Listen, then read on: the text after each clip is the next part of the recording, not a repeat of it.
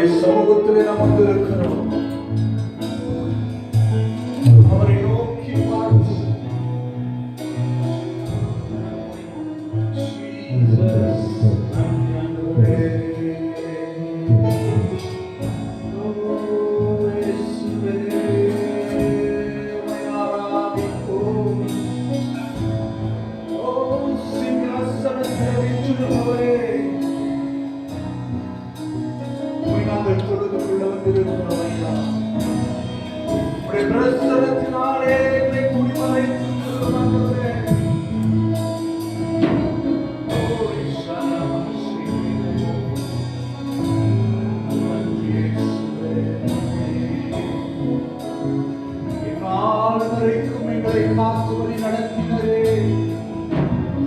கரத்தை பிடித்து அனுபவமாக ஆலோசனை கர்த்தராக இருக்கும் வழி இதுவே என்று எங்களை நடத்துகிறேன்.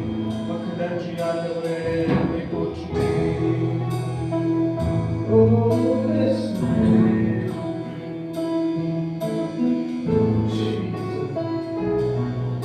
ஆவியானவரே, திருவாரூரையா வெளச்சினாலே எங்களை கட்டுகிறவாக.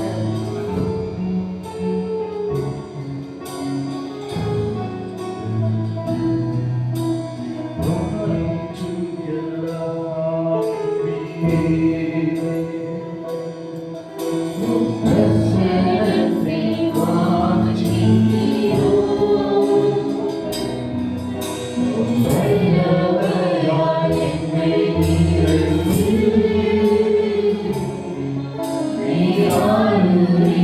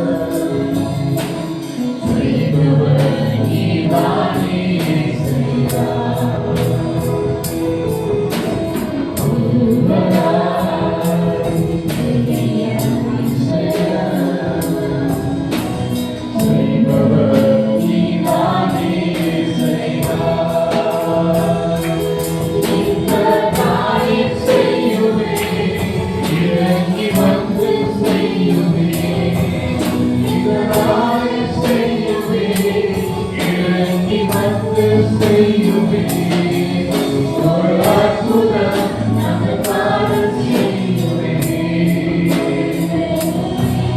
ஒரு அற்புதம் நம்மை காண செய்யுமே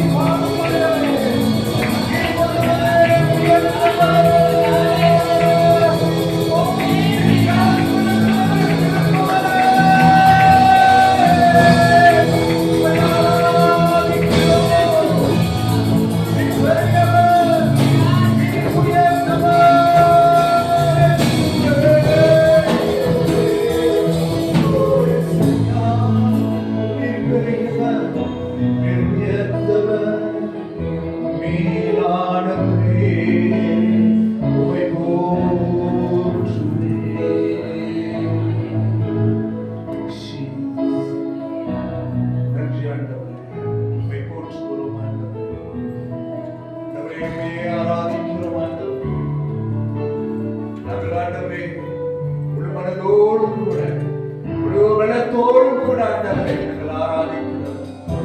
நாங்கள் ஆண்டவரை பலவீனம் உள்ளவர்களாக நாளும் உம்முடைய சமூகத்திற்குள்ளாய் நாங்கள் கடந்து சென்று கொண்டிருக்கிறோம். எங்களை பலவானாய் மாற்றுகிறேன். எங்கள் ஆண்டவரே ஆவியை உயிர்ப்பிக்கிற தேவனாக எங்களை மீண்டும் கட்டுகிறேன்.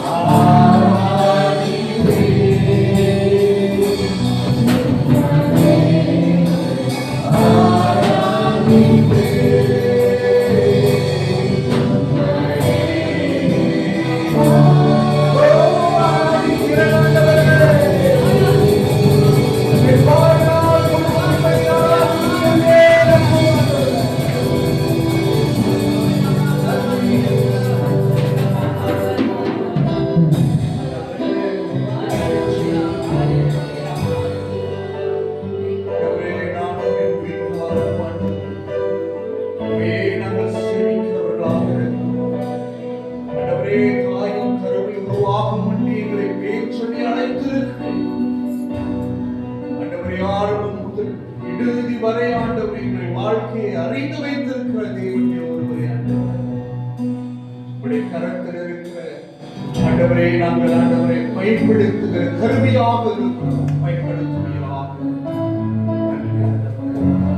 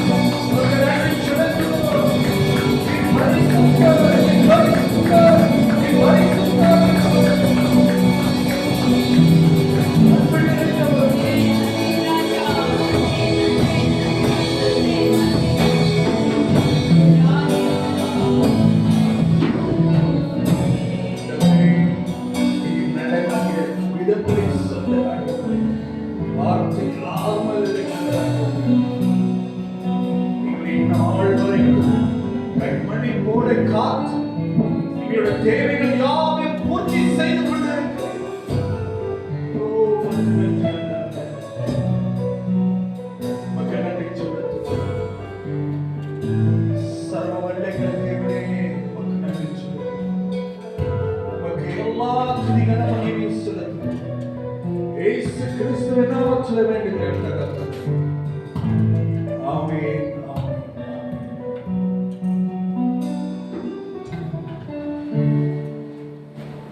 இன்று வண்ணமாக நமக்கு வேத வாசிப்பதற்கு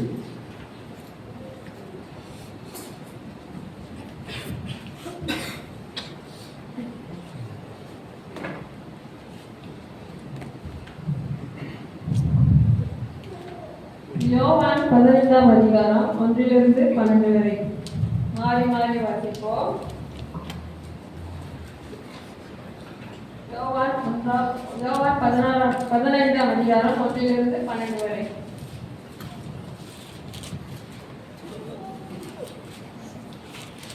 எடுத்துக்கிட்டா ராமே சொல்லுங்களேன். நானே மெய்யான திராட்சை செடி, என் பிதா திராட்சை தோட்டக்காரர். என்னை கருவாதிக்கிற கொடி எதுவோ அதை அவர் அறுத்து போடுகிறார். கனி கொடுக்கிற கொடி எதுவோ அது அதிக கனிகளை கொடுக்கும்படி அதை சுத்தப்படுகிறார். நான் உங்களுக்கு சொன்ன உபதேசத்தினாலே நீங்கள் இப்பொழுது சுத்தமாயிருக்கிறீர்கள். என்னில் நிலைத்திருங்கள், நானும் உங்கள் நிலைத்திருக்கிறேன். கொடியானது திராட்சை செடியில் நிலைத்திராவிட்டால் அது தானாய் கனி கொடுக்க மாட்டாது போல நீங்களும் என்னை நிலைத்திராவிட்டால் கனி கொடுக்க மாட்டீர்கள். நானே திராட்சை செடி, நீங்கள் கொடிகள். ஒருவன் என்னிலும் நான் அவனிலும் நிலைத்திருந்தால் அவன் மிகுந்த கனிகளை கொடுப்பான்.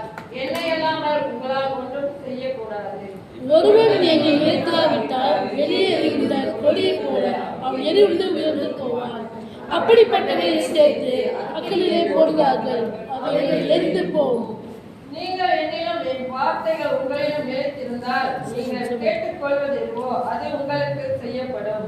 நீங்கள் மிகுந்த கனிகளை கொடுப்பதினால் என் பிதா மகிமைப்படுவார், எனக்கு சீஷராய் இருப்பீர்கள். பிதா என்னில் அன்பாய் இருக்கிறது போல நானும் உங்களில் அன்பாய் இருக்கிறேன் என்று அன்பிலே நிலைத்திருங்கள். நான் பிதாவின் கற்பனைகளை கைக்கொண்டு அவருடைய அன்பிலே நிலைத்திருக்கிறது போல நீங்களும் என் கற்பனைகளை கைக்கொண்டிருந்தால் என்னுடைய அன்பிலே நிலைத்திருப்பீர்கள். என்னுடைய சந்தோஷம் உங்களில் நிலைத்திருக்கும்படி உங்கள் சந்தோஷம் நிறைவாய் இருக்கும்படி இவைகளை உங்களுக்கு சொன்னேன். எல்லாம் சேர்ந்து நான் உங்களில் அன்பாய் இருக்கிறது போல நீங்களும் ஒருவருக்கொருவர் அன்பாய் இருக்க வேண்டும் என்று என்னுடைய கற்பனையாக இருக்கிறது. ஆமென். வாக்குத்தத்த வசனம். நான் அழைக்கப்பட்டிருக்கிறபடியே எனக்கு கிறிஸ்து தேவ பலனும் தேவ ஞானமுமாய் இருக்கிறார். நான் அழைக்கப்பட்டிருக்கிறபடியே எனக்கு கிறிஸ்து தேவ பலனும் தேவ ஞானமுமாய் இருக்கிறார்.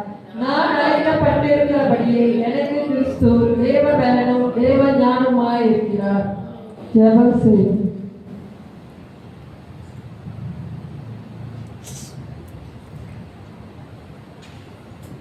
சொல்லுவோம்.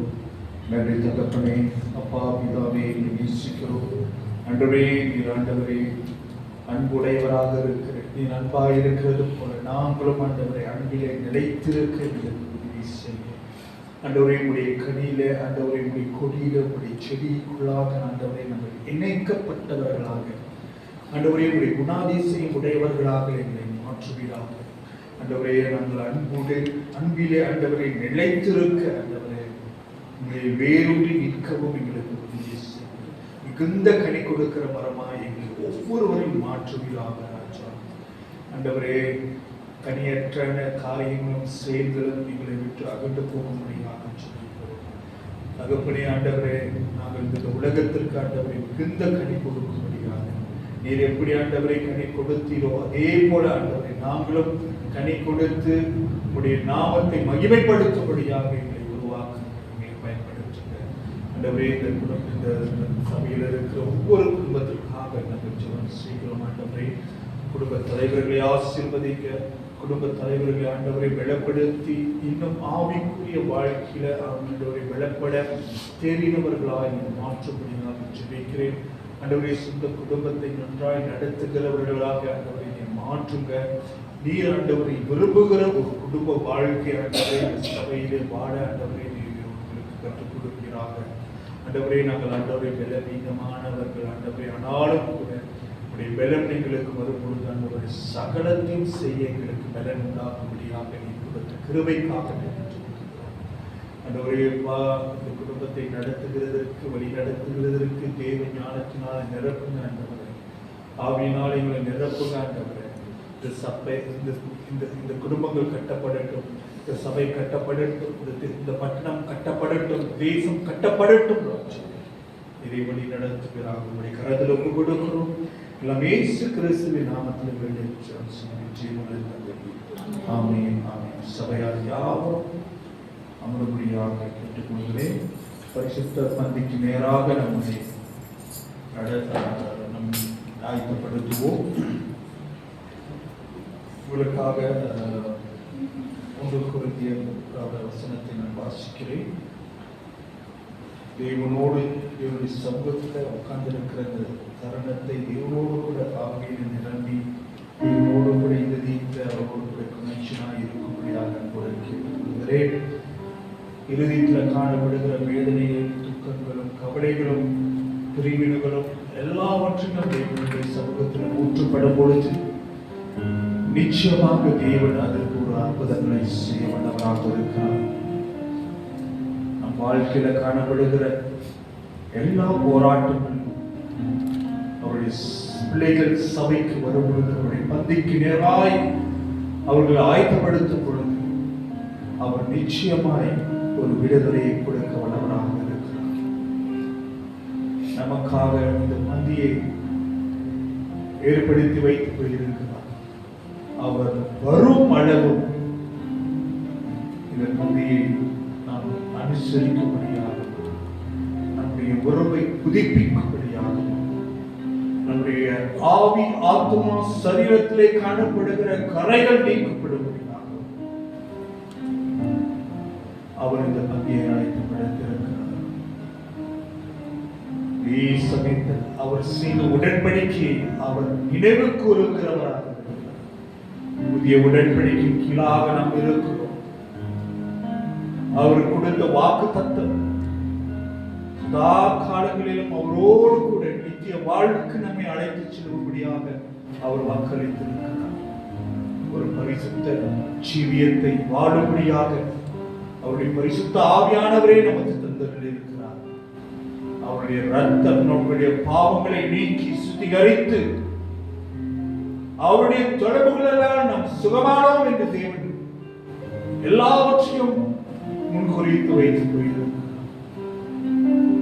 அவருடைய ஆசீர்வாதத்தின் கீழாக அந்த கல்வாரி சிலுவையிலே பட்ட பாடுகளின் ஆசீர்வாதம் இன்று நாம் அனுபவித்துக் கொண்டிருக்கிறோம்.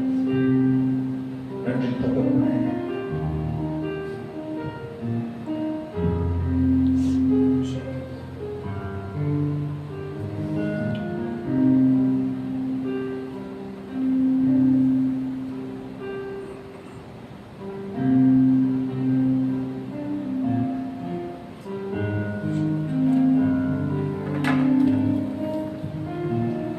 ஞானஸ்தானம் எடுத்தவர்கள் தங்கள் இருக்கையிலிருந்து நீங்கள் எழுந்திருக்கும்படியாக அன்போடு கேட்டுக்கொள்கிறேன். உங்களுக்காக இந்த பரிசுத்த பந்தி அனுசரிக்கப்படும்.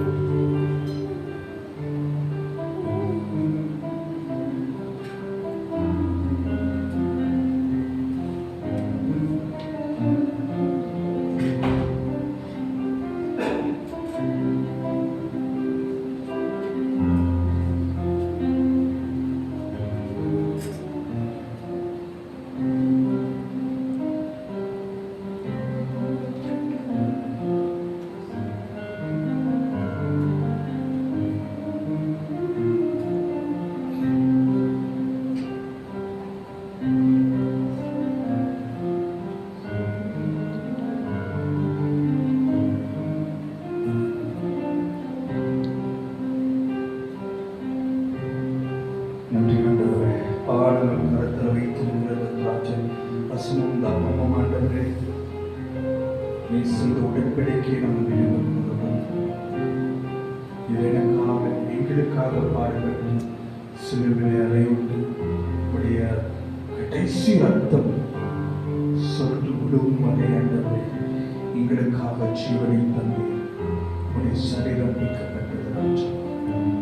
நாங்கள் ஆண்டவரே உடைய குணாதிசயங்களாய் வரும்படியாக நீ கொடுத்து சாக்கியதற்காக ஆண்டவரே நன்றி செலுத்துகிறோம். ஆண்டவரே எங்களுடைய வாழ்க்கை மறுபடியுமாய் புதுப்பிக்கட்டும் ராஜா. ஆண்டவரே நாங்கள் செய்த குற்றங்களும் பாவங்களும் தயவாய் எங்களுக்கு மன்னித்து உடைய ரத்தத்தினாலே எங்களை கழுவி சுத்திகரிக்கும்படியாக செபிக்கிறோம் ராஜா. ஆண்டவரே உடைய தழும்புகளினாலே ஆண்டவரே நாங்கள் சுகமானோம் என்று சொல்கிறோம் ராஜா.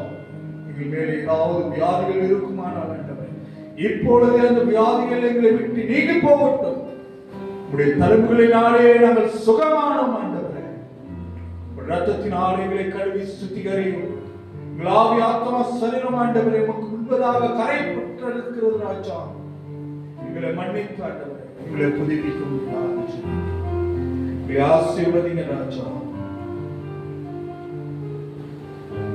நன்றி ஆண்டவரே. ஸ்தோத்திரம் பண்ணி அவர் பெற்று நீங்கள் வாங்கி புசியுங்கள். இது உங்களுக்காக விடப்படுகிற என்னுடைய சரீரமாய் இருக்கிறது. என்னை நினைவு கூறும்படி இதை செய்யுங்கள் என்றான். கருத்தில் இருக்கிற அப்பத்தை நாம் எடுத்து ஆண்டவரே நாங்கள் நினைவு கூறுகிறோம். இப்படி சரீரம் பிக்கப்பட்டது. நானும் கூட ஆண்டவரே இந்த சரீரத்தை ஆண்டவரே அவர் கொள்ளும் பொழுது ஆண்டவரே உம்மோடு கூட நாங்கள் இணைகிறோம். நன்றி ராஜா. ஒரு மடப்பட்டு இந்த அப்பத்தை நாம் புசிப்போமாக.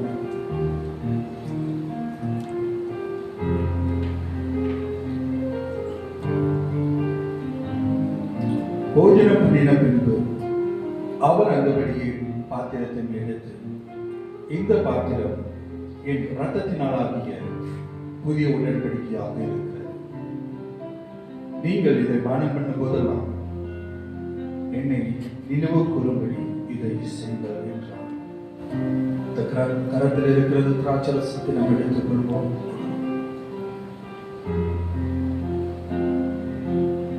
இந்த திராட்சரசம் அவருடைய உடன்படிக்கையை நினைவு கூறுகிறதாக,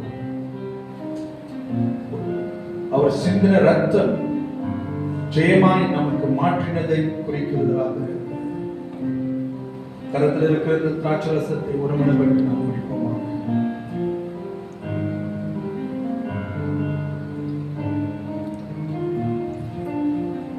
நன்றி ஆண்டவரே. ஆண்டவரே எங்கள் வாழ்க்கையை ஆவி ஆத்மா சரீரம் முழுவதுமாய் நீர் அறிந்திருக்கிறேன். அப்பா எங்களை நீ மன்னித்ததற்காக, உம்மோடு கூட ஒரு புதிய ஆரம்பத்தை நீ கொடுத்ததற்காக நன்றி செலுத்துகிறோம். நீர் அன்பாய் இருக்கிறது போல நாங்களும் மற்றொரு இடத்தில் மிகுந்த அன்பு கூறுகிறவர்களாக எங்களை மாற்றுகிறோம். நீர் எப்படி இந்த உலகத்தில் வாழ்ந்தீரோ, மனிதனோடு கூட எப்படி நீர் அனுசரித்து போனீர்களோ, அப்பேற்பட்ட வாழ்க்கையை நாங்கள் வாழ எங்களுக்கு உதவி செய்ய நன்றி செலுத்துகிறோம். உமக்கு பிரியமுள்ள வாழ்க்கை வாழ உதவி செய்யும். இயேசு கிறிஸ்துவின் நாமத்தில் வேண்டும் தகப்பனே. ஆமென், ஆமென். இன்று வண்ணமாக நம்மளுக்கு வேத காணிக்கை இருக்கிறது. கரத்திலே நாம் காணிக்கை எடுத்துக்கொள்வோம். தசம பாகத்தை எடுத்துக்கொள்வோம். விசுவாசத்தோடு கூட நாம் அவருடைய சமூகத்திலே நாம் விதைக்க போகிறோம். எந்தெந்த நம்பிக்கையோடு கூட விசுவாசத்தோடு நீங்கள் விதைக்கிறீர்களோ அந்த காரியத்திலே தேவன் உங்களுக்கு ஒரு அற்புதத்தை செய்வாராக. கரத்திலே நாம் எடுத்துக்கொள்வோம்.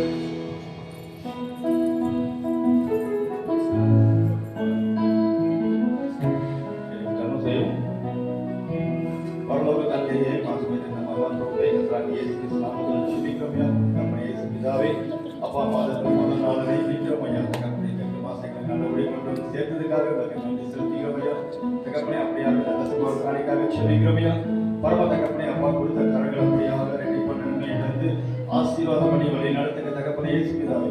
அப்பா சங்கீதம் 120 நீங்க சொன்னது போல அவரின் கையின் பிரயாசத்தை நீ சாப்பிட்டதற்கு நன்மையும் திரும்பியும் உங்களுக்கு உண்டாகும் என்று சொன்னீங்க ஆண்டவரே இயேசுராஜா. அப்பா உங்க கையில் பிரயாசம் சாப்பிடத்தக்க அப்படியாக ஒரு பெரிய அற்புதம் செய்யுங்க ஆண்டவரே. அது மாற்றம் இல்லாதபடிக்கு அப்பா வேற இல்லாமல் எவ்வளவோ பேர் தவித்துக் கொண்டே இருக்காங்க தகப்பனே இயேசு பிதாவே. மாதம் முடிஞ்சது இந்த காசு கட்டணும் அந்த காசு கட்டணும் எவ்வளோ பேர் அவதிப்பட்டு கொண்டு இருக்கிறாங்க தகப்பனே இயேசுராஜா. அந்த வேலையை அவங்க நினைவு கூறுகிறோம் ஐயா தகப்பனே. ஒரு மனம் அவங்களுக்காக இறங்கி வேலை கொடுத்து அந்த குடும்பத்தை அப்படியாக ஆசீர்வாதம் பண்ணி வழி நடத்துங்க தகப்பனே. கொடுத்த கரங்களை ஒவ்வொரு கரத்தையும் ரெட்டிப்பா நன்மையை கொடுத்து ஆசீர்வாதம் பண்ணி வழி நடத்துங்க இயேசு ராஜா நாமத்தில் ஜெபிக்கிறோம் ஐயா. ஜெபம் கேள்வி நல்ல பிதாவே. ஆமென் ஆமென். தெய்வம் தருங்க நம்ம அறிய புத்தகம்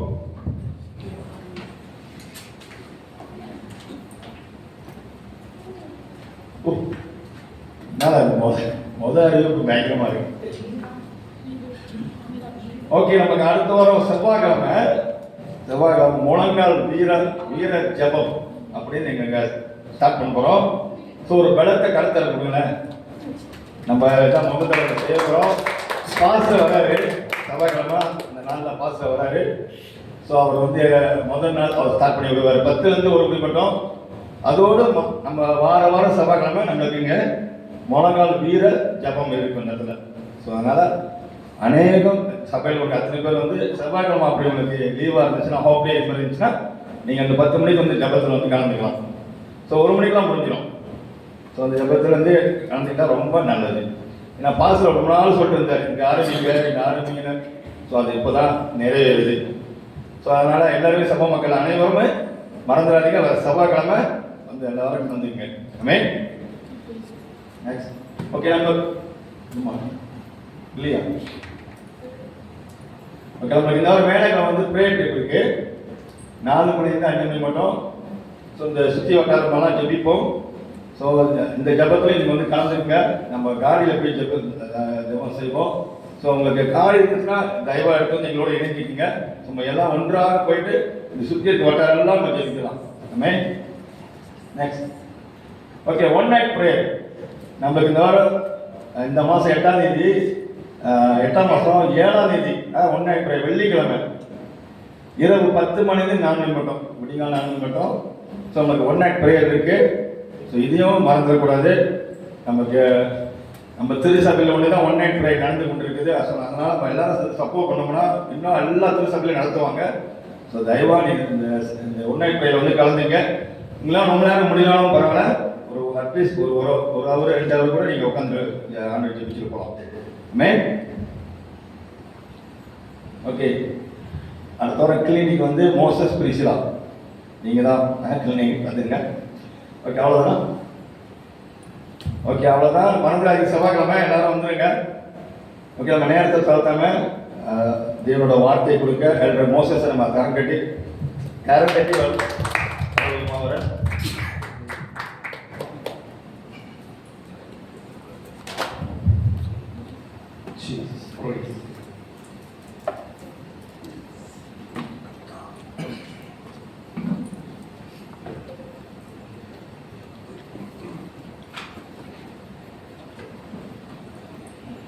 Praise the Lord. Praise Lord. வாழ்த்துக்கிறேன்.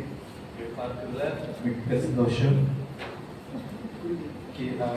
இன்றைக்கு நான் எடுத்துக்கொண்ட ஒரு தலைப்பு என்னவென்றால், ஓய்வு நாளை பரிசுத்தமாக ஆசாரிக்க நினைப்பாயாக. Remember the Sabbath day to keep it holy. இன்னொரு டிரான்ஸ்லேட்ல நம்ம பார்க்கும்போது ஓய்வு நாளை பரிசுத்தமாக கொண்டாடுவாயாக என்று சொல்லி ஒரு மொழிபெயர்ப்பு இருக்கிறது. ஆசாரிப்பாயாக என்று ஒரு மொழிபெயர்ப்பு. அதற்கு இன்னொரு அர்த்தம் என்னவென்றால் பரிசுத்தமாக கொண்டாடுவாயாக, ஓய்வு நாளை பரிசுத்தமாக கொண்டாடுவாயாக என்பது ஆகும். நாம் எடுத்துக்கொள்வோம் யாத்திராகமம் 20வது அதிகாரம் 8வது வசனம். ஓய்வு நாளை பரிசுத்தமாய் ஆசரிக்க நினைப்பாயாக. நன்றி ஆண்டவரே, அப்பா இந்த வசனத்தை நீர் ஆசீர்வதித்ததற்காக நன்றி. நீர் கொடுத்த இந்த கட்டளைகளை வார்த்தைகளை ஆண்டவரே எங்களுடைய இருதயத்துல சரியாக புரிந்து கொள்ள எங்களுக்கு நீர் இரக்கம் செய்வீராக. எங்களுடைய செவிகளை திறப்பீராக ராஜா. எங்களுடைய பார்வைகளை திறப்பீராக. எங்கள் ஆவி ஆத்மா சரீரம் முழுவதுமாய் உம்முடைய வார்த்தையை நோக்கி பார்க்கட்டும் ராஜா. எல்லாம் இயேசு கிறிஸ்துவின் நாமத்தில் வேண்டுகிறேன் தகப்பனே. ஆமென், ஆமென், ஆமென். ஓய்வு நாளை பரிசுத்தமாக கொண்டாடும்படி அதை நினைவு கூறுவாயாக என்று இன்னொரு மொழிபெயர்ப்பு. ஓய்வு நாளை எப்படி கொண்டாடுவது, அதை எப்படி அனுசரிப்பது, எப்படி நினைப்பது என்று சொல்லி நாம் சில காரியங்களை தேவனுடைய சொன்ன வார்த்தைகளை நாம் பார்க்க போகிறோம். அது மாத்திரமல்லாமல் அந்நாட்களிலே தேவன் மோசேயோடு கொடுத்த கட்டளைகள் நிறைய இருக்கிறது. அதுல 10 கட்டளையை தேவன் கொடுத்தார். சீனாய் மலையிலே தேவன் மோசேவின் மூலமாக இந்த 10 கட்டளையை கொடுத்தார். இந்த 10 கட்டளையில 4வது வருகிற ஒரு கட்டளை, நீ ஓய்வு நாளை பரிசுத்தமாக கொண்டாடும்படி அதை நினைப்பாயாக என்று சொல்லி. அவர்கள் எகிப்து தேசத்திலே கடந்து வந்து விட்டார்கள். 30 மாசம் 3 மாதங்கள் எகிப்திலிருந்து வந்த பிறகு, எகிப்து அடிமை தேசத்திலிருந்து கானானுக்கு போகிற வழியிலே எங்கே சீனாய் மலையிலே 3 மாதங்களுக்கு பிறகு அவர்களுக்கு தேவன் இந்த கட்டளையை மோசேயின் மூலமாக கொடுக்கிறார். இது முதல் 10 கட்டளையில 4 கட்டளை தேவனுக்குரிய நாம் செலுத்தக்கூடிய கட்டளையாக இருக்கிறது. இன்னும் 6 கட்டளை நாம் கடைபிடிக்கக்கூடிய ஒரு கட்டளையாக இருக்கிறது. 430 வருஷம் எகிப்து தேசத்திலே அவர்கள் அடிமையாக வாழ்ந்து கொண்டிருந்தார்கள். ஆதாமுக்கு கொடுத்த அந்த ஓய்வு நாளை இப்பொழுது யார் மறந்து விட்டார்கள்? எகிப்து தேசத்திலே அவர்கள் 430 வருஷம், ஒரு நாள் இல்ல, 2 நாள் இல்ல, 430 வருஷம் அவர்கள் எகிப்தையே பார்த்து கொண்டிருந்தார்கள். எகிப்தினுடைய வழிபாடுகளை அவர்களுக்கு அறிந்திருந்தார்கள். தேவன் கொடுத்த அந்த ஓய்வு நாளை எப்படி அனுசரிக்க வேண்டும் என்று சொல்லி அவர்கள் மறந்து போனார்கள். அதற்கு பிறகு தேவன் என்ன செய்கிறார்? மோசே மூலமாக அந்த கட்டளையை கொடுத்து, அந்த கட்டளையிலே 4வது கட்டளை, நீ ஓய்வு நாளை பரிசுத்தமாக கொண்டாடுவாயாக, நினைவு கூறுவாயாக என்று சொல்லி. தேவன் ஆதாமை படைக்கும் பொழுது, இந்த வானத்தையும் பூமியும் படைக்கும் பொழுது ஒழுங்கினமாக இருந்தது. இந்த பூமி எப்படிப்பட்டதாக இருந்தது? அது ஒழுங்காக இல்லை, எல்லாம் அலங்கோலமாக இருந்தது. எதுவுமே ஆர்டரா இல்ல, எல்லாம் கசாமுசா அப்படி இருந்த அந்த உலகத்தை ஆண்டவர் புதுப்பித்தார். ஹல்லேலூயா.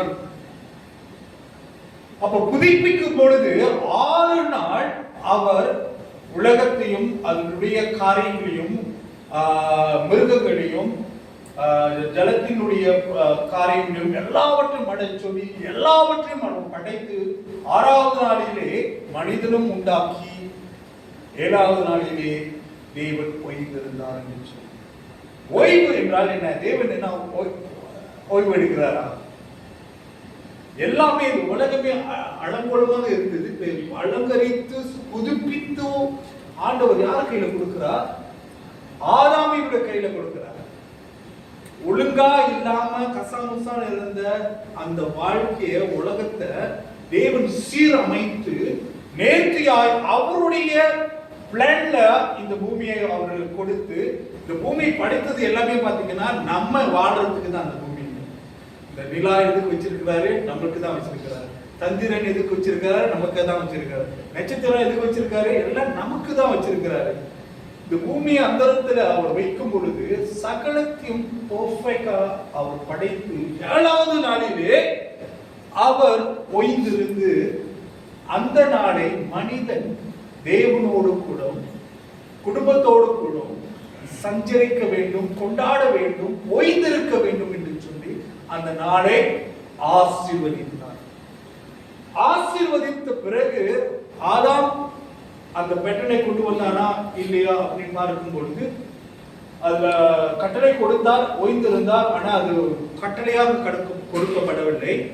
எப்போ மோசே வந்தாரோ மோசேவின் இடத்துல அது ஜனங்களுக்கு, இஸ்ரேல் ஜனங்களுக்கு அது கட்டளையாக கொடுத்தார். தேவன் கொடுக்கிற கட்டளை நம்மளுக்கு பாரமா இருக்காது. ஆனா மனிதன் கொடுக்கிற கட்டளை அது பாரமா மாறிடும். தேவன் கொடுத்த அந்த ஓய்வு நாளை மனிதனுக்கு அவன் ஏறக்குறைய இயேசுவுடைய காலத்திலே, மோசே காலத்திலிருந்து இயேசு கிறிஸ்துவுடைய காலம் வரைக்கும் அந்த சத்தியத்தை அறியாதவர்களாக மாறிவிட்டார்கள். ஓய்வு நாளை எப்படி அனுசரிக்க வேண்டும், இதற்காக தேவன் அதை உருவாக்கினார். அந்த நாளிலே நாம் என்ன செய்ய வேண்டும், தேவனோடு கூட நாம் எப்படி இருக்க வேண்டும், மனிதனோடு கூட நாம் எப்படி இருக்க வேண்டும் என்று சொல்லி பல காரியங்களை தேவன் மனிதனுக்கு கொடுத்தார். ஆனாலும் இயேசு கிறிஸ்துவின் காலத்திலே மனிதர்களுடைய என்ன சொல்றாங்க, சட்ட திட்டங்கள் ஆக்ட் பண்ணப்பட்டது, தம்பாவணியாச்சு. நாம் வாசிக்கலாம், மார்க்கு எழுதின சுவிசேஷம் 2வது அதிகாரம் 23 28 வரை நாம் வாசிப்போம்.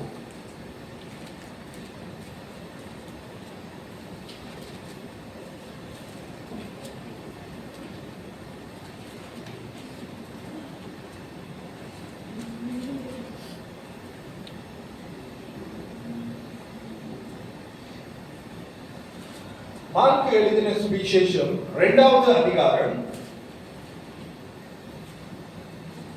23 28 வரை நாம் வாசிப்போம். பின்பு அவர் ஓய்வு நாளில் பயிர் வழியே போனார்.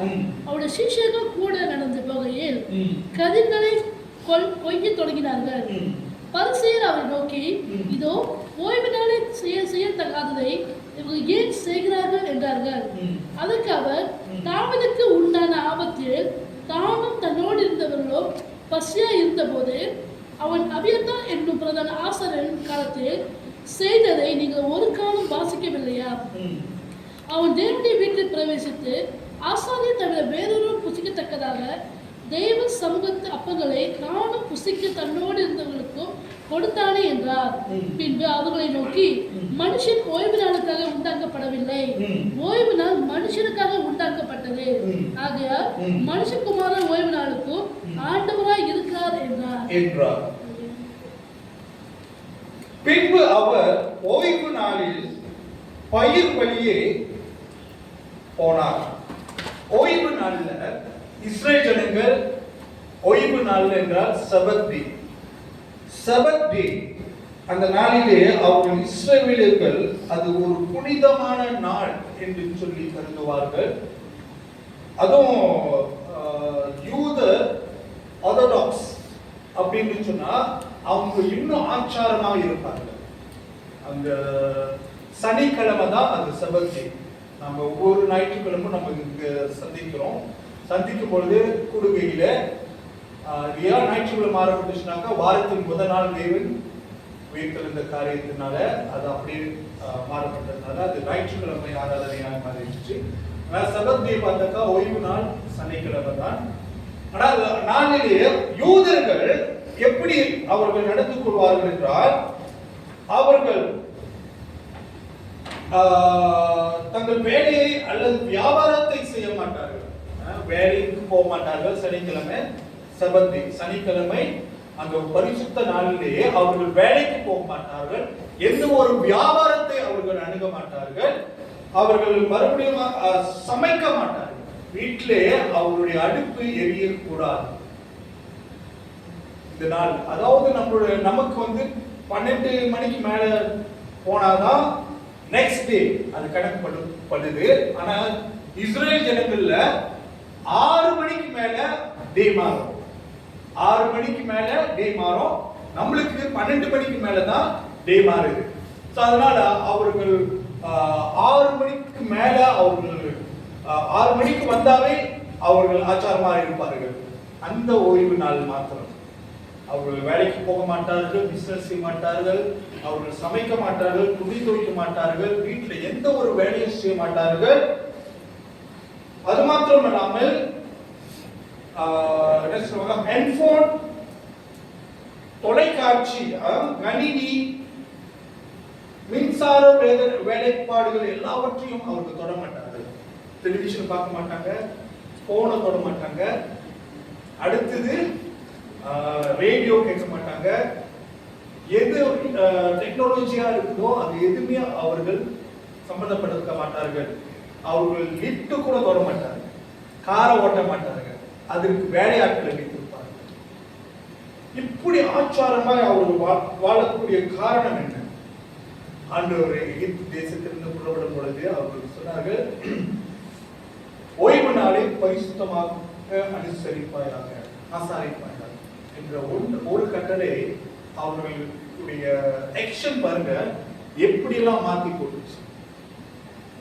விட்டு தொட மாட்டாங்க, சமைக்க மாட்டாங்க, சமைச்சது நாளைக்கு 6 மணிக்கு 6 மணிக்கு சமைச்சு வச்சிருவாங்க. அதுதான் அவங்க சாப்பாடு. அன்னைக்கு ஒரு நாள் முழுதுதான் அதுதான் அவங்க பரிசுத்தம் என்று எண்ணிக்கொண்டிருக்கிறார்கள். இல்லாத வரைக்கும் அப்படிதான். இயேசுவோட காலத்துல அவர் பயிர் வழியாக போகும் பொழுது அவருடைய சீஷர்கள் என்ன செய்தார்கள்? அங்க இருக்கிற என்ன போட்டிருக்கிறது, கொய்தார்கள் என்று சொல்லி பயிர்களை எடுத்துக்கிட்டாங்க. பயிர்களை எடுத்து அவர் சாப்பிட்டார்கள். ஓய்வு நாள்ல இப்படி செய்யக்கூடாது என்று சொல்லி ஒரு குற்றச்சாட்டு இயேசு இடத்துல வருது. நம்முடைய சீஷர்கள் அவர்கள் பயிர் வழியாக போகும் பொழுது கதிர்களை அதோட பயிர்களையும் அவர்கள் பிச்சு சாப்பிடுறாங்களே, இதுவரைக்கும் ஓய்வு நாள்ல இதை செய்யக்கூடாது என்பது உங்களுடைய சீஷர்களுக்கு தெரியாதா? அது ஒரு குற்றச்சாட்டு, அது ஒரு பாவம், அவர்கள் செய்த ஒரு காரியம். அப்ப இயேசு பதில் அளிக்கிறாரு. என்ன பதில் அளிக்கிறாரு? நீங்க வாசிக்கலையா? யாருக்கு கேட்கிறாரு?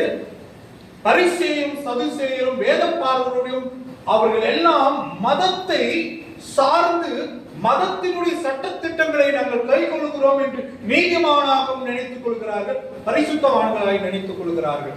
காரணம், இந்த வெளிப்புறமான சடங்குகளில் ட்ரெடிஷனல காரியங்களை ஃபாலோ பண்ணா நான் நீதிமான் என்று சொல்லி ஆண்டவர் சொன்னாரு, பரிசுத்தனாலே அனுசரிப்பாயாக, அது ஹோலியாக பரிசுத்தமாக எண்ணுவாயாக என்று சொல்லி. ஆனால் இயேசுடைய காலத்தில் வரும் பொழுது அது இயேசு யான் மீறி செய்கிறார், இயேசுவோட சீஷர்கள் அது யான் மீறி நடக்கிறார்கள் என்று இப்ப கேள்விக்கூறி வந்து அவர்களை குற்றம் சாட்டுகிறவர்களாய் மாறிவிட்டார்கள். ட்ரெடிஷனல் மீறும் பொழுது இயேசுவுக்கே குற்றப்படுத்துறாங்க. அப்ப அதுக்கு பிறகு அவர் சொல்லுகிறார், வாசிப்போம், அது தாவீது. அதுக்கு அவர், தாவீதுக்கு உண்டான ஆபத்தில் தானும் தன்னோடு இருந்தவர்களும் பசியாய் இருந்தபோது அவன் அபியத்தார் என்னும் பிரதான ஆசாரியர் காலத்தில் செய்ததை நீங்க ஒரு காலம் வாசிக்கவில்லையா?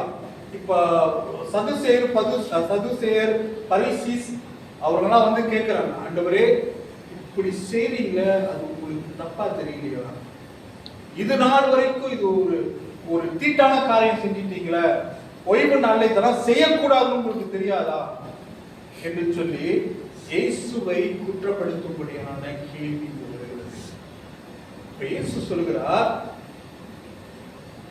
தேவ சமூகத்தினுடைய அப்பங்கள் ஆசாரியர்கள் மாத்திரம் நாம் சாப்பிட முடியும். ஆனாலும் கூட தாவீதோடு கூட இருந்த ராணுவர்களும் தாவீதும் அந்த தேவ சமூகத்து அப்பத்தை சாப்பிட்டார்கள் என்று சொல்லி நீங்கள் வாசித்தது இல்லையா? அது ஏன் அவர்களுக்கு குற்றமாக படுத்தப்படல?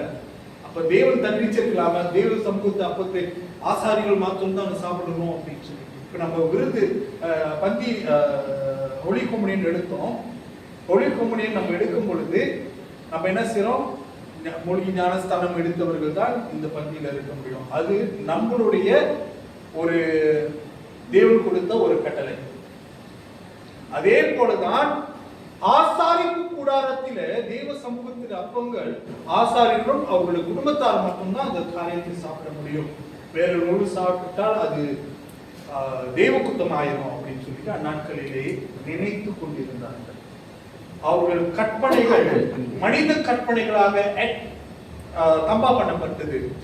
அதற்கு பிறகு இயேசு சொல்லுகிறார், நீங்க வாசிக்கலையா என்று சொல்லி. அப்படின்னாக்கா என்ன அர்த்தம்? தேவன் சொன்ன வார்த்தையை தேவன் இயேசு கிறிஸ்து மீறிவிட்டாரா? பரிசுத்தமாக எண்ணுவாயாக, இந்த கட்டளை சாப்பிடக்கூடாது, இந்த கைகள் சமைக்க கூடாது, வியாபாரம் செய்யக்கூடாது, வேலை செய்யக்கூடாது, துணி துவைக்க கூடாது, விற்பனை பணம் வாங்குதல் அதெல்லாம் இருக்கக்கூடாதுன்னு சொல்லிட்டு இந்நாள் வரைக்கும் கடைபிடித்துட்டு இருக்கிறாங்க. அப்படி கடைபிடிக்கிறவர்கள் பரலோக ராஜ்யத்துக்கு கொண்டு போகப்படுவார்களா என்று கேள்வி கேட்டால் தேவனுக்கு தான் தெரியும். எல்லாம் வெளிரங்கமான காரியங்களை பார்த்து தேவன் பரலோகத்துக்கு எடுத்துக் கொள்ளப்பட மாட்டார். ஆவிக்குள்ள ஒரு மனுஷன் இருக்கிறான், நமக்குள்ளாக ஒரு மனுஷன் இருக்கிறான். அந்த மனுஷன் பரிசுத்தமுள்ள வாழ்க்கை வாழ்கிறானா இல்லையா என்பதை தேவன் அறிந்திருக்கிறார். மனுஷனோ முகத்தை பார்க்கிறான், தேவன் இருதயத்தை பார்க்கிறவராக இருக்கிறார். நாட்களிலே அவர் 26 வாசிப்போம். அவன் அபியத்தார் என்னும் பிரதான ஆசாரியர் காலத்தில் செய்த நீங்கள் ஒரு காலம் வாசிக்கவில்லையா? அவன் தேவனுடைய வீட்டில் பிரவேசித்து ஆசாரியர் தவிர வேறொரும் புசிக்கத்தக்கதாக தெய்வ சமூகத்து அப்பங்களை தானும் புசிக்க தன்னோடியவர்களுக்கும் கொடுத்தானே என்றார். பின்பு அவர்களை நோக்கி, மனுஷன் ஓய்வு நாளுக்காக உண்டாக்கப்படவில்லை, ஓய்வு நாள் மனுஷனுக்காக உண்டாக்கப்பட்டது. ஆகையால் மனுஷகுமாரன் ஓய்வு நாளுக்கும் ஆண்டவராய் இருக்கிறார் என்றார். பின்பு அவர்களை நோக்கி, மனுஷன் ஓய்வு நாளுக்காக உண்டாக்கப்படவில்லை, ஓய்வு நாள் மனுஷனுக்காக உண்டாக்கப்பட்டது. எப்படி இது நம்ம எடுத்துக்கிறது? ஓய்வு நாள் தேவன் மகிழ்ச்சிக்குரியதாக இருக்கிறது அப்படின்னு சொல்லி வேதத்துல நம்ம பார்த்து புரிந்து கொண்டு வந்திருக்கிறோம். இந்த இடத்துல இயேசு சொல்றாரு, ஓய்வு நாள் மனுஷனுக்காக அடைக்கப்பட்டது. மனுஷனுக்காக, அதாவது மனுஷன் ஓய்வு நாளுக்காக உண்டாக்கப்படவில்லை, ஓய்வு நாள் மனுஷனுக்காக உண்டாக்கப்பட்டது என்றால், அப்படின்னா அந்நாட்களிலே மனுஷனுக்காக ஓய்வு நாட்கள் உண்டாக்கப்பட்டது என்றால் தேவன் அது உருவாக்கி வைத்திருக்கிறார். இந்த ஓய்வு நாள் நம்ம எல்லாம் என்ன 6 நாள் வேலை செய்யறோம், 7 நாள் வேலை செய்யறோம், இதுல கண்டினியூ 30 மாசமும் வேலை செய்யறோம், 30 நாளும் வேலை செய்யறாங்க. மனுஷன் டயர்டான ஒரு மனுஷன், அவன் இயந்திரம் இல்லை, அவனுக்குள்ளாக ஒரு சோர்வு இருக்கும், அவனுக்குள்ள பலவீனம் இருக்கும் என்று சொல்லி தேவனுக்கு புரியும். அவன் தன் குடும்பத்தை காப்பாற்றுவதற்கு அவன் உழைத்து வேர்வை சிந்தி அவன் உழைத்து வரும் பொழுது அவனுக்கு ஒரு ஓய்வு தேவை. அதே சமயத்தில் ஓய்வு எடுக்கும் பொழுது தேவனோடு கூட உறவு கொள்ளும்படியாக நம்மை படைத்த தேவன் நமக்கு நல்ல வீடை கொடுத்திருக்கார், நல்ல வேலையை கொடுத்திருக்கார், நல்ல குடும்பத்தை கொடுத்திருக்கார், நல்ல பெற்றோர்களை கொடுத்திருக்கார், நல்ல சகோதர சகோதரிகளை கொடுத்திருக்கிறார் என்று சொல்லி அவருக்கு நாம் நன்றி சொல்லும்படியாக அந்த நாளை நாம் பயன்படுத்தி சொல்கிறார். தேவன் உருவாக்கி இருக்கார். அவரை சந்திக்கும்படியாக அவர் அந்த தேவாலயத்தில் நம்ம கூடி வரோம். நம்ம வீட்டிலே இருந்தாங்க, அதுக்கும் தேவனோட கனெக்ஷன்ல தான் இருக்கிறோம். ஆனால் சபைக்கு கூடுதலுக்குள்ளாக நாம் வரும் பொழுது, வாசல் வழியாக வரும் பொழுது, முதல் தேவன் எப்படி அந்த ஆசாரிப்பு கூடாரத்தை அவர் படைத்தார் என்றால், ஆசாரிப்பு கூடாரம் வெளிப்பிரகாரம், உள்பிரகாரம், பரிசுத்த ஸ்தலம், மகா பரிசுத்த ஸ்தலம் என்று சொல்லி அவர் பரலோகத்தினுடைய சாயலை பூமியிலே கொண்டு வந்தார். அதே போலதான் சபைக்குள்ளாக நம்ம வரும் பொழுது அதே செக்ஷன் தான்.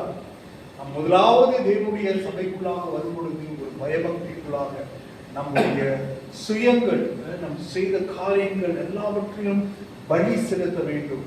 ஆண்டவரே, நான் தவறான காரியங்களை செய்திருக்கிறேன், இந்த மன்னிச்சிடங்கள் சொல்லி தேவனோடு கூட ஒப்புரவாக வேண்டும், மனிதனோடு கூட ஒப்புரவாக வேண்டும். ஒப்புராகும் பொழுது நாம் பலியாக மாறுகிறோம். தேவ அக்கினி நம்மை நிரப்பி பட்சித்து போடும் பொழுது நாம் பரிசுத்தமாக்கப்படுகிறவர்களாக மாறுகிறோம். அதுக்கு பிறகாக தேவன் நம்மை நடத்தி கொண்டு போகிறார். பரிசுத்தத்துக்குள்ளாக தேவனுடைய கூடாரத்துக்குள் நுழைந்து கொள்ள அவருடைய பிரசனத்துக்குள்ளாக நாம் வருகிறோம். ஒவ்வொரு சபைகளிலும் நாம் அதை விசுவாசத்தோடு பார்க்கும் பொழுது தேவனுடைய சமூகத்துக்கு வருகிறோம். தேவன் நம்முடைய காரியங்கள் எல்லாவற்றிலும் தேவனிடத்தில் பரிசுத்தமாக்கப்படுகிறோம். பலி செலுத்தி நம்முடைய காரியங்கள் எல்லாவற்றிலும் தேவனிடத்தில் ஊற்றுகிறோம். ஊற்றி பட்டின பிறகு அப்பதான் முதலாவது தேவனை நாம் ஆராதிக்க முடியும். அந்த கேடா நம்ம என்ன செய்யறோம், மதியா உட்கார்ந்து நம்முடைய ஒரு சபையில பாத்தீங்கன்னாக்கா அது என்ன சொல்றோம், மன்னிப்பு கேட்கிற நேரம் அதை முதலாவது ஆரம்பித்து போயிடுவார்கள். தேவனிடத்தில் ஆண்டவரை மன்னிச்சிருக்க, ஆண்டவரே செஞ்சுட்டோம் தவறா உங்களை வேதனைப்படுத்திருக்கோம், உங்களை துக்கப்படுத்தி இருக்கிறோம், எல்லாவற்றிலும் அவருடைய சமூகத்தில ஊற்றப்படும் பொழுது நாம் என்ன செய்கிறோம், நாம் காரியங்கள் சுத்திகரிக்கப்படுகிற வேலையாக காணப்படுகிறது. எப்ப நம்ம சுத்திகரிக்கப்படுகிறோமோ, இரண்டாவது நம் கல்வி சுத்திகரிக்கப்பட்ட பிறகு பரிசுத்தத்துக்குள்ளாக நாம் வருகிறோம். பரிசுத்தம் என்றால் அங்க என்ன இருக்குது, அப்பம் இருக்கிறது, திராட்சரசம் இருக்கிறது. பரிசுத்த தலத்துக்குள்ளாக வரும் பொழுது குத்து விளக்கு இருக்கிறது. அந்த விளக்குக்குள்ளாக நாம் வரும் பொழுது தேவனை ஆராதிக்கிறவர்களாக நாம் மாறுகிறோம். தேவன் செய்த நன்மைகளை நாம் நன்றி சொல்லி அவரை ஆராதிக்கும்படியாக அந்த ஆராதனை வேளையிலே முழு இதயத்தோடு, முழு பலத்தோடு, முழு சிந்தையோடு கூட நாம் ஆராதிக்கிறவர்களாக மாறப்படுகிறோம். காரணம் என்னவென்றால் அந்த ஓய்வு நாளை நாம் பரிசுத்தமாய் அனுசரிக்கும்படியாக அந்த நாளிலே நாம் ஆராதனை வேளையிலே என்ன நடக்குது, தேவனுக்கும் நமக்கும் நல்ல ஒரு தொடர்பை தேவன் புதுப்பிக்கிறவராக மாறுகிறோம். தேவனை ஆராதித்து நன்றி சொல்லி அவருடைய இருதயத்தை நாம் என்ன செய்யறோம், அவரை போற்றி பாடும் பொழுது அவர் நம்ம அதிகமாய் அனுபவிக்கிறவராக இருக்கிறார். சோ அப்ப அதுக்கு பிறகு ஆராதனை முடிச்ச பிறகு என்ன நடக்குது, தேவனுடைய வார்த்தை வருகிறது. தேவன் பேசுகிற அந்த மகா பரிசுத்த ஸ்தலத்துக்குள்ளாக நாம் கடந்து செல்லும் பொழுது தேவன் பேசுகிற அந்த ஆவியோடு கூட பேசுவார், நம்முடைய இருதயத்தோடு கூட பேசுவார். நம்மளோட சிந்தையோடு கூட அவர் பேசுவார். அந்த வார்த்தை அப்படியாக உங்களோடு இருதயத்தில் பாய்கிறதாக இருக்கிறது. இந்த மகாபரிசுத்த தலத்துக்குள்ளாக போகும் பொழுது கடைசியாக அவர் சத்தியத்துக்கு கீழ்ப்படிந்து நாம் நடக்கும் பொழுது ஒரு பெரிய ஆசீர்வாதத்தை, ஒரு விடுதலையை பெற்றுக்கொண்டு இந்த கூடாரத்தை விட்டு நாம் மறுபடியும் இந்த உலகத்துக்கு நாம் போகும் பொழுது அவருடைய பிரசனத்தை சுமந்து கொண்டவர்களாய் நாம் மாறுகிறோம். இப்ப தேவனுடைய சமூகத்துல ஆலயத்துக்கு வரும் பொழுது இதெல்லாம் பழைய ஏற்பாட்டின் காலத்திலும் நடந்தது, இப்பொழுது இயேசு கிறிஸ்துவினுடைய காலத்திலும் நடந்தது, இப்பொழுது 2026 அது நடந்து கொண்டிருக்கிறது. ஆவின் பிரகாரமாக நாம் டைரக்டா பார்க்க முடியாது. ஆவின் உலகத்திலே நாம் அவைகளை கண்டு கொள்ள முடியும். அதற்காக தான் தேவனுக்கும் நமக்கும் ஒரு நல்ல உறவை வந்து சபைக்கு வரும் பொழுது குடும்பத்தோடு கூட வருவது மிக அவசியமாயிருக்கு. சபைக்கு வரும் பொழுது ஒரு குடும்பத்தோடு கூட குடும்பமாய் தேவனுடைய சமூகத்திலே வந்து உட்காரும் பொழுது அது மிகுந்த ஆசீர்வாதத்தை தேவன் உண்டு பண்ணுகிறார். அதற்கு பிறகு இயேசு கிறிஸ்து அவர் சொல்லுகிறார், அந்த ஓய்வு நாளே உங்களுக்காக ஆயத்தப்படுத்தப்பட்டிருக்கிறது என்று சொல்லி. மனுஷன் ஓய்வு நாளுக்காக உண்டாக்கப்படவில்லை, ஓய்வு நாள் மனுஷனுக்காக உண்டாக்கப்பட்டது. ஆகையால் மனுஷகுமாரன் ஓய்வு நாளுக்கும் ஆண்டவராக இருக்கிறார். அந்நாட்களில் ஆண்டவர் ஒரு வார்த்தையை சொல்கிறார். என்ன வார்த்தை? அவர் யார் என்பதை பரிசேயரிடத்திலும் சதுசேயரிடத்திலும் அந்த தேவாலயத்திலும் அவர் ப்ரோக்ளைம் பண்ணுகிறார், அவர் யார் என்பதை. ஆகையால் மனுஷகுமாரன் ஓய்வு நாளுக்கும் ஆண்டவராய் இருக்கிறார் என்று சொல்லி யார் சொல்கிறார்? இயேசு கிறிஸ்து. அந்த மனுஷகுமாரன் அவர் யார் என்று ப்ரோக்ளைம் பண்றார்னா ஆண்டவர், லார்ட் என்று அவர் அறிக்கை செய்கிறார். அந்த இடத்துல ஓய்வு நாளுக்கு ஆண்டவர் என்றால் அவர் நம்ம அந்த நாளிலே அந்த அந்த சபையிலே அவர் நமக்காக காத்து கொண்டிருக்கிறார். ஆனா ஓய்வு நாளுக்கும் அவர் ஆண்டவராக இருக்கிறார். அந்த வேளையிலே அவர் அந்த இடத்துல நம்ம வரும் பொழுது தேவனுடைய சமூகத்துக்காக அவருடைய சபைகளுக்கு வரும் பொழுது கூட்டமாய் அவரோடு ஆராதிக்கும் பொழுது அவர் வந்து நமக்கு மினிஸ்ட்ரி பண்ணுகிறார் என்று சொல்லி அவர் இங்க சொல்லுகிறார். அந்த ஓய்வு நாளிலே நான் வந்து உன்னை சுகப்படுத்துவேன், எந்த காரியங்கள் இருந்தாலும் நான் உன்னை குணமாக்கி, உன்னை பரிசுத்தப்படுத்தி, உன்னை நீதிமானாய் மாற்றி உன்னை நான் அழைத்து செல்வேன் என்று சொல்லி அவர் நமக்காக மினிஸ்ட்ரி பண்ணி கொண்டிருக்கிறார். அவர் நமக்காக ஊழியம் செய்து கொண்டிருக்கிறார். நம்ம ஒரு வாரத்துக்கு வெளியே இருப்போம், உலகத்துல இருப்போம். அந்த உலகத்துல காலை வைக்கிறது எல்லாமே வந்து பரிசுத்தமான காரியமா இருக்கு. எவ்வளோ காரியங்கள் உலகத்தில் நடந்துகிட்டு இருக்கு, பார்த்துக்கிட்டு இருக்கு, இன்வால்வ் பண்ணுவோம்.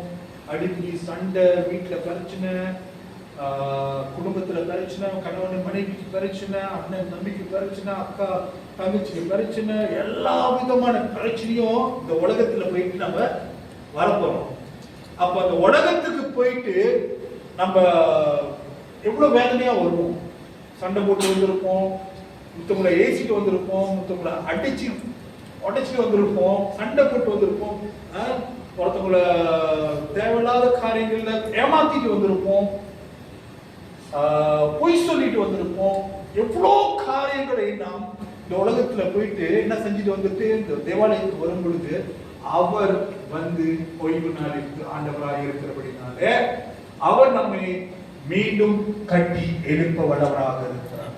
இடிந்து போன நம்முடைய ஆவிக்குரிய வாழ்க்கையை அவர் மீண்டும் கட்டுகிறவராக இருக்கிறார். காரணம் அவருடைய சமூகத்துக்குள்ளாக அந்த ஓய்வு நாளிலே அவரை நாம் தேடி வரும் பொழுது அவர் என்ன செய்கிறார்? அவர் நமக்காக ஊழியம் செய்ய காத்திருக்கிறார் என்று சொல்லி வாசிப்போம். அதே வசனத்தை 27-28 வாசிப்போம். பின்பு அவங்களை நோக்கி, மனுஷன் ஓய்வு நாளுக்காக உண்டாக்கப்படவில்லை, ஓய்வு நாள் மனுஷனுக்காக உண்டாக்கப்பட்டது. ஆகையால் மனுஷகுமாரன் ஓய்வு நாளுக்கும் ஆண்டவராய் இருக்கிறார் என்றார். மனுஷகுமாரன் ஓய்வு நாளுக்கும் ஆண்டவராக இருக்கிறார் என்றார். நேரத்திலே 3:1 நாம் வாசிப்போம். மறுபடியும் அவர் ஜெப ஆலயத்தில் பிரவேசித்தார். அங்கே சூம்பின கையை உடைய ஒரு மனுஷன் இருந்தார். அவர் ஓய்வு நாள் அவனை சொஸ்தமாக்கினார். எந்த நாள்ல?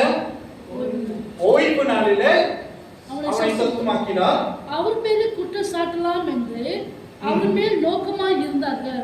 யார் மேல நோக்கமா இருந்தார்கள்? இயேசு மேலேயே நோக்கமா இருந்தாங்க. அப்போது அவர் சூம்பின கையை உடைய மனுஷனை நோக்கி எழுந்து நடுவே நீள் என்று சொல்லி அவர்களை பார்த்து, ஓய்வு நாட்களில் நன்மை செய்வதோ தீமை செய்வதோ ஜீவனை காப்பதோ அழிப்பதோ எது நியாயம் என்றார். அதற்கு அவர்கள் பேசாமல் இருந்தார்கள்.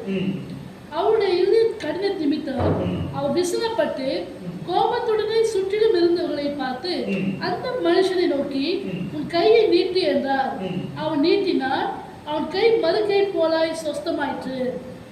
உடனே பரிசேயர் புறப்பட்டு போய் அவரை கொலை செய்யும்படி அவருக்கு விரோதமாய் ஏரோதியரோடு கூட ஆலோசனை பண்ணினார்கள். இயேசு தம்முடைய சிஷ்யரோடு அவ்விடமிட்டு கடலோரத்துக்கு போனார். ஓகே, இந்த ஓய்வு நாளிலே இப்பொழுது இன்னொரு சம்பவம் நடக்குது. முதல் சம்பவம், அவர்கள் சீஷர்கள் ஓய்வு நாளிலே என்ன செய்தார்கள்? பயிரை பறிச்சு சாப்பிட்டாங்க. அந்த பயிர் சாப்பிடும் பொழுது அது ஓய்வு நாளாக இருந்தது. அதை குற்றப்படுத்தும்படியாக இயேசுவின் இடத்துல சொன்னாங்க.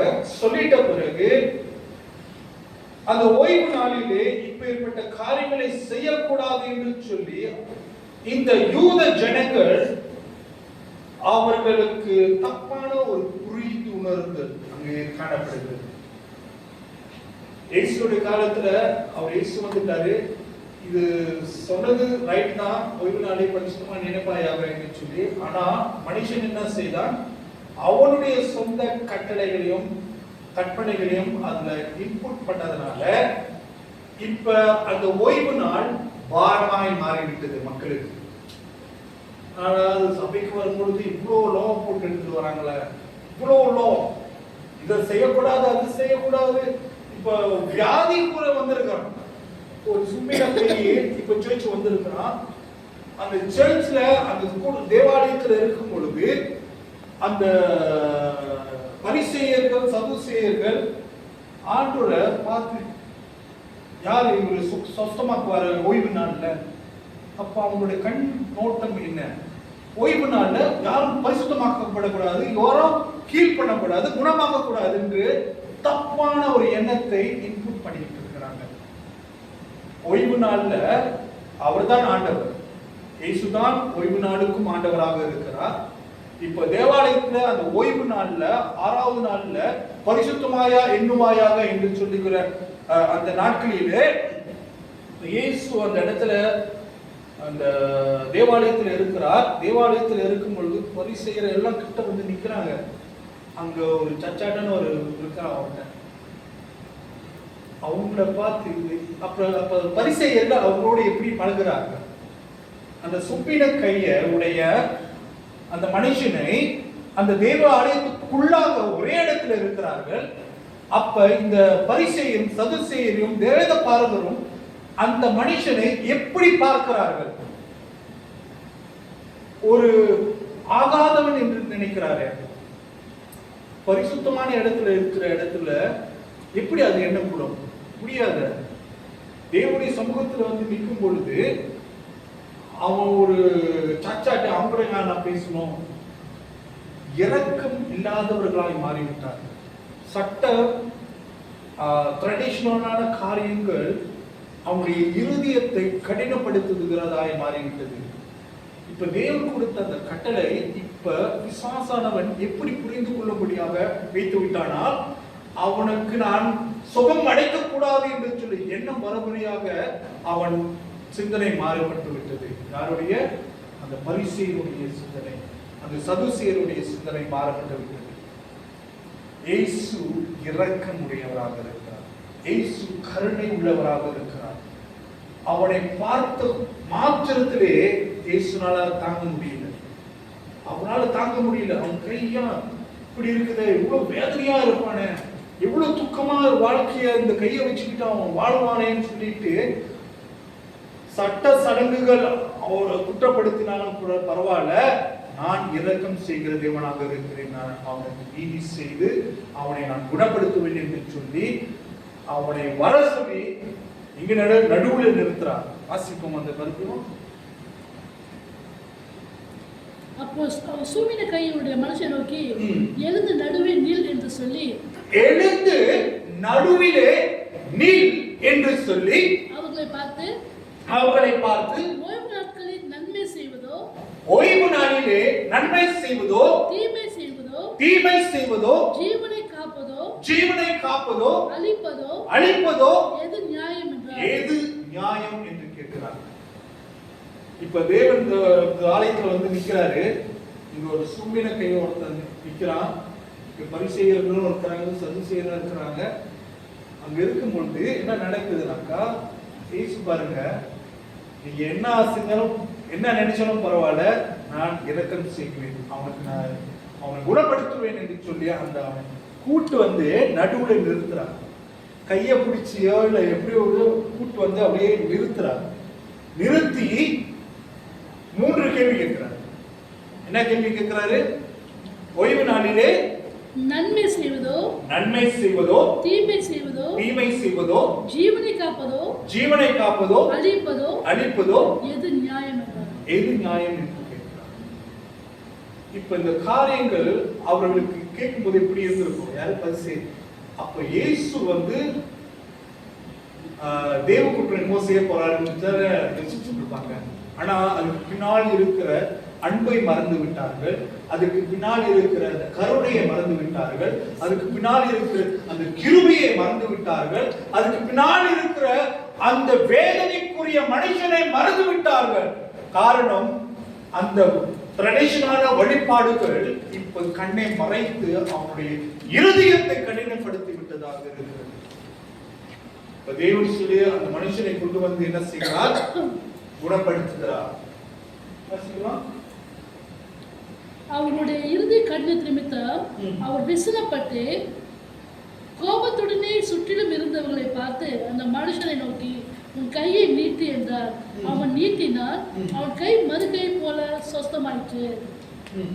உடனே பரிசேயர் புறப்பட்டு போய், ஓகே, இப்ப பாருங்க, இங்க ஒரு அற்புதம் நடந்துருச்சு. இங்க தேவாலயத்துல ஒரு அற்புதம் கண் கூறார பார்க்கிறார்கள். யார் பார்க்கிறா? இங்க சதுசேயர், பரிசேயர், வேத பாரகர் எல்லாரும் பார்த்துக்கிட்டு இருக்காங்க. தேவாலயத்துல இந்த ஓய்வு நாளில ஒரு அற்புதம் தேவன் செய்து விட்டார். இயேசு கிறிஸ்து கண் முன்பதாகவே ஒரு அற்புதத்தை பார்த்து விட்டார்கள். இப்ப நம்ம ஒரு அற்புதத்தை பார்த்தோமாக எப்படி குதிப்போம்? அதிசயமா இருக்கு ஆண்டவரே. இப்ப ஒரு காலி இல்லைன்னா கால் முளைச்சிட்டு வந்துச்சுனாக்க எப்படி இருக்கும்? ஆண்டவருக்கு நன்றி சொல்லி குதித்து ஆண்டவரே நன்றி ஆண்டவரே, இப்பேற்பட்ட அற்புதங்களை கண்ணாலே பார்த்ததில்லை ஆண்டவரே, நீர் என்னை பார்க்க வைத்திருக்குன்னு சொல்லிட்டு யார் மேல மகிமைப்படுத்துவோம்? தேவனை மகிமைப்படுத்துகிறவர்களாக மாறிவிடுவோம்.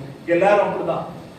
இப்ப அந்த மனுஷன் கண் முன்பதாக ஒரு அற்புதம் நடக்குது. அந்த சபைக்குள்ளாக அந்த ஓய்வு நாளில் ஒரு அற்புதம் நடக்குது. அந்த அற்புதத்தை கண்டு அவனுடைய மனசு கல்லாய இருந்தது. அற்புதத்தை கண்ணாலே பார்த்து, கண்ணால நடக்குது, அவன் கையை இதாக மறுபடியும் இன்னொரு கையை போல மாறிடுச்சு. உலக சரித்திரத்துல இந்த மாதிரி பார்க்க முடியாது, யாரும் டாக்டரும் இப்படி செய்ய முடியாது. ஆனாலும் இயேசு கிறிஸ்து தேவ ஆலயத்துல ஒரு அற்புதத்தை செஞ்சிருக்கிறான்னு சொல்லி மன மகிழ்ச்சியா இராதபடி அவனுக்குள்ளாக என்ன வந்தது? மனம் கடினப்பட்டவர்களாக மாறிவிட்டார்கள். ஒரு மனுஷன் தேவனுடைய அற்புதத்தை கண்டும் மன கடினமாக இருக்கிறான் என்று சொன்னால் அதுக்கு என்ன அர்த்தம்னாக்கா, மனுஷன் போட்ட சட்ட திட்டங்களை இன்னும் அதிகமாய் ஸ்ட்ராங்காய் பிடித்திருக்கிறதுனால தேவனை அறியாது தேவனை குற்றப்படுத்தி தேவனையே குற்றப்படுத்தி கொண்டிருக்கிறான். தேவனையே ஆண்டவரே தேவன் அற்புதம் செஞ்சுக்கணும், அவரை எப்படியாவது கொள்ளதான் பார்க்கிறான். அப்ப ஓய்வு நாளை அவர்கள் எப்படி அனுசரிக்கிறார்கள்? தேவன் சொன்ன அந்த 10 கட்டளையிலே அந்த 4வது கட்டளை அவர்கள் கடைபிடிக்கிறார்களா? வேத பாரகர்கள் துணிக்கும் அவர்கள் சகலத்தையும் அறிந்தவர்கள், ஞானிகள், வேதத்தை அறிந்து கரைச்சு குடிச்சவங்க. ஆனா அவங்களோட புரிந்து உணர்வு எப்படிப்பட்டதாக இருக்கு? இவ்வளவு படிச்சுட்டு வந்து தேவனுடைய சத்தியத்தை எல்லாம் தெரிஞ்சு, ஆனா அந்த மனம் மாற்றம் அவர்களுக்குள்ளாக வரல. இது தவறுன்னு சொல்லி இயேசு சொல்லி கூட, ஒரு அற்புதத்தை காட்டி கூட இவர்கள் அவ்வளவு கடினமாய் மாறிவிட்டார்கள். மன கடினமான இருதயம் உள்ளவர்களுக்கு தேவன் கோபமாய் இருப்பார். மனம் கடினமாய் வைத்திருக்கிறவர்கள், நான் அவர்களோடு கூட இருக்க பேச மாட்டேன் அப்படின்னு கடினமா இருப்பாங்க. அவங்களோடு கூட ஒப்புரவாக மாட்டேன் என்று கடினமா இருப்பாங்க. தேவன் செய்த நன்மைகளை எல்லாவற்றிலும் மறைக்கப்பட்டு அவ்வளவு வேதனையோடு கூட தேவன் பார்த்து கொண்டு இருப்பார். என் மகன் வருவானா என்னோடு கூட அப்படின்னு சொல்லிட்டு, அப்படி கடினமான இருதயத்தை பார்த்து தேவன் கோபப்படுகிறார். வாசிக்கலாம் அந்த வசனத்தை. அவருடைய இருதயத்தின் கடினத்தின் நிமித்தம், அவருடைய இருதயத்தின் கடின நிமித்தம் அவர் விசனப்பட்டு, யாரு? அவர் விசனப்பட்டு கோபத்துடனே சுற்றிலும் இருந்தவங்களை பார்த்து அந்த மனுஷனை நோக்கி உன் கையை நீட்டு என்றார். அவன் நீட்டினான். பாருங்க, கடினமான இருதயத்தை பார்த்து ஆண்டவர் கோபப்படுகிறார். இயேசு தேவாலயத்துல அநேக வியாபாரம் பண்ணுகிறதுனால கோபப்பட்டாரு. இங்க ரெண்டாவது என்ன கோபப்படுறாருனாக்கா, வணங்கா கழுத்துள்ள இஸ்ரேல் ஜனங்களை பார்த்து அவர் கோபப்படுகிறார். தேவனுடைய நன்மை எல்லாவற்றையும் நாம் அறிந்து கொண்டவர்களாக இருக்கிறோம். தேவனுடைய யார் என்பதை நாம் அறிந்து கொண்டவர்களாக இருக்கிறோம். அப்படி இருந்தும் நமக்குள்ளாக தெய்வ அன்பு இல்லாமல் காணப்படுகிறது. எப்படி இந்த பரிசெய்கிற போல, சது செய்கிற போல, தேவனுடைய அற்புதத்தை கண்ணாடை கண்டும் நம் மனம் உருகாமல், மெல்லிய பரிசுத்த இருதயமாய் மாறாமல் கடினப்பட்டு இருக்கிறது என்று சொல்லி, இப்ப தேவன் சொல்கிறார்,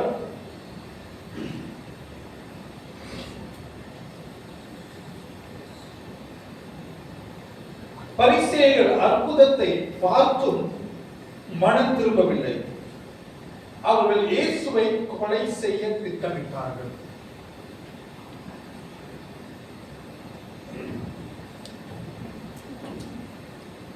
அதுக்கு அந்த இடத்துல அவர்கள் என்ன பார்க்க மறந்து விட்டார்கள் என்றால், அந்த பரிசுத்த நாளிலே இரக்கம், அன்பு இல்லாத இருதய தேவனுக்கு பிரியமல்ல. ஆராதனையில் அலட்சியம் செய்வது. தேவன் அந்த அற்புதம் செய்துட்டு இருக்கிறாரு, ஆனா சபையில அலட்சியமாய் அங்க அநேக ஜனங்கள் நின்று கொண்டிருக்கிறார்கள். சபையில தேவன் அவர் ஓய்வு நாளுக்கு ஆண்டவராக இருக்கிறார், சபைக்கு அவர் ஆண்டவராக இருக்கிறார், தலைவராக இருக்கிறார். அங்க அற்புதங்கள், அடையாளங்களை தேவன் செய்து கொண்டிருக்கிறார். இருதயத்திலே அவர் ஆவியிலே குணப்படுத்தி கொண்டிருக்கிறார். காயம் உள்ளவர்களுக்கு காயம் கட்டி கொண்டிருக்கிறார். வேதனையோடு கூட இருக்கிறவர்களுக்கு அவர் ஆறுதல் அளித்துக் கொண்டிருக்கிற வேளையிலே சிலர்கள் இருதய கடினம் பட்டு அங்க ஆராதனை வேளையிலும் அலட்சியம் பண்ணுகிறவர்களாக நாம் இருக்கிறோம் என்று தேவன் சொல்கிறார். அதற்கு பிறகு நாம் பார்க்கும் பொழுது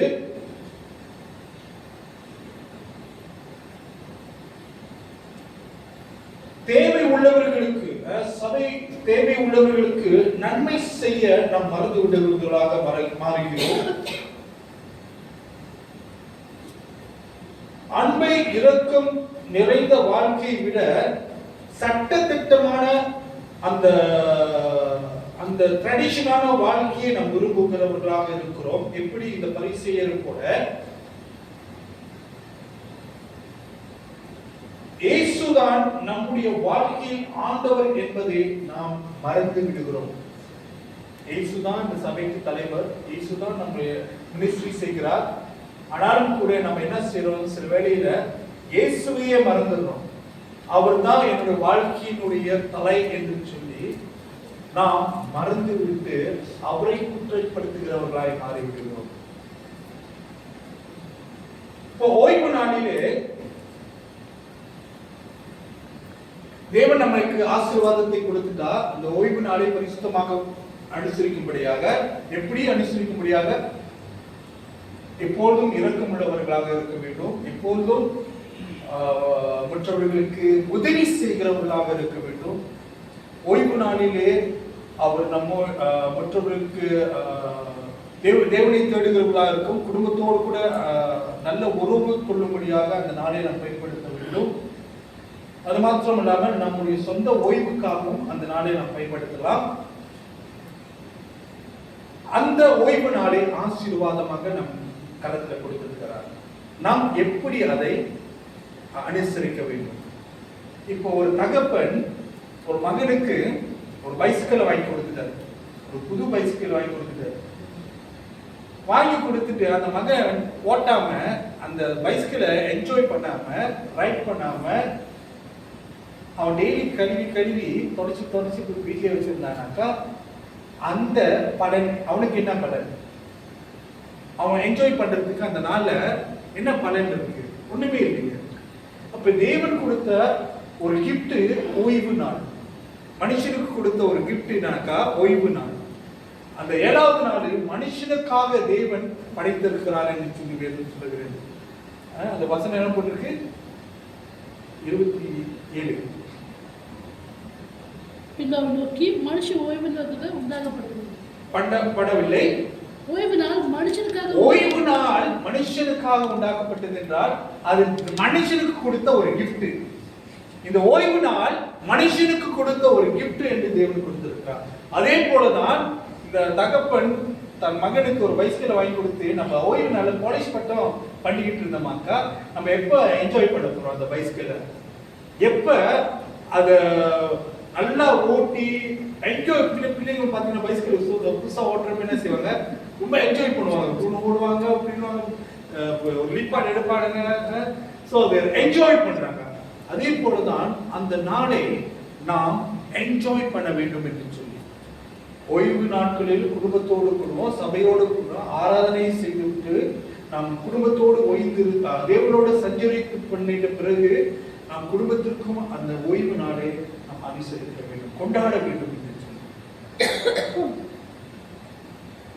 அதற்கு பிறகு நான் இன்னொரு காரியத்தை சொல்லுகிறேன். இப்ப சபைக்குள்ளாக இரக்கம் இல்லாதவர்களாய் நாம் மாறிவிட்டோம் என்று சொல்லி அதற்கு ஒரு உதாரணமாக என்ன காரியம் என்றால், இப்போ ஒரு சபைக்கு ஒரு அழுக்கு சட்டை போட்டுக்கிட்டு, நாத்தம் அடிச்சுக்கிட்டு, முடியெல்லாம் நீட்டா வளர்த்துக்கிட்டு, நெகலாம் நீட்டா வளர்த்துட்டு ஒரு மனுஷன் ஒரு சபைக்குள்ள வரான்னு வச்சுக்கோங்க. நம்ம என்ன செய்வோம்? நம்ம கூட்டிட்டு வந்து வச்சிருவோம். அது நேச்சுரல். இதே சிறு பிள்ளைகளுக்கு அவங்க எப்பேற்பட்டவங்க தெரியாது. அவங்க என்ன செய்வாங்க? பக்கத்துல போய் உட்காந்துக்கிட்டாக்கா அவங்க அந்த என்ன சொல்லுவாங்க, அந்த மனுஷனை நல்ல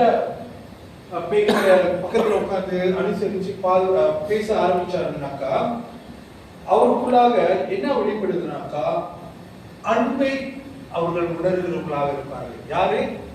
அந்த அழுக்கு முடிச்ச அந்த மனுஷன். அவங்களுக்குள்ளாக அந்த சின்ன பையன் பக்கத்துல வந்து உட்கார்ந்து பேசினாக்கா எப்படி இருக்கும்? ஒரு அன்பு வெளிப்படுத்துற மாதிரி தானே இருக்கும். சில ஒரு அந்த இதை நான் வாசிக்கிறேன். ஒரு தேவாலயத்திற்கு அழுக்கான ஆடை உடைய ஒரு ஏழை வந்தான். சிலர் அவனை வெளியே உட்கார வைத்தார்கள். ஆனால் ஒரு சிறுவன் மட்டும் சென்று அவனுடன் உட்கார்ந்தான். அந்த நாள் தேவனுடைய அன்பை வெளிப்படுத்தியது யார்? சட்டத்தை பிடித்தவர்கள் இல்லை அன்பை காட்டிய அந்த சிறுவனா? அப்ப அந்த சிறுவனை போல நாமும் அந்த மனுஷனுக்கு அன்பை காட்ட வேண்டும் என்று சொல்லி அந்த காரியத்தை நாம் பார்க்க முடியும். இயேசு ஓய்வு நாளுக்கும் ஆண்டவராக இருக்கிறார். அவர் நமக்காக அந்த ஓய்வு நாளை பரிசுத்தமாக்க நமக்கு கொடுத்திருக்கிறார். அந்த நாளை நாம் ஓய்வு நாளை நாம் பரிசுத்தமாக கொண்டாடப்பட வேண்டும் என்று சொல்லி தேவன் விரும்புகிறார். அது மாத்திரம் இல்லாமல் அந்த ஓய்வு நாளிலே நாம் எப்படி அந்த பரிசுத்த நாளிலே எப்படி நாம் நடந்து கொள்ள வேண்டும் என்றால், ஒரு ஏழை நோயாளிகளை சந்திக்கும்படியாக அந்த நாளை நாம் பயன்படுத்தலாம். ஒரு ஏழைகளுக்கு உதவுகிற மனப்பான்மை உடையவர்களாக இருக்கலாம். குடும்பத்துடன் ஜெபியுங்கள்.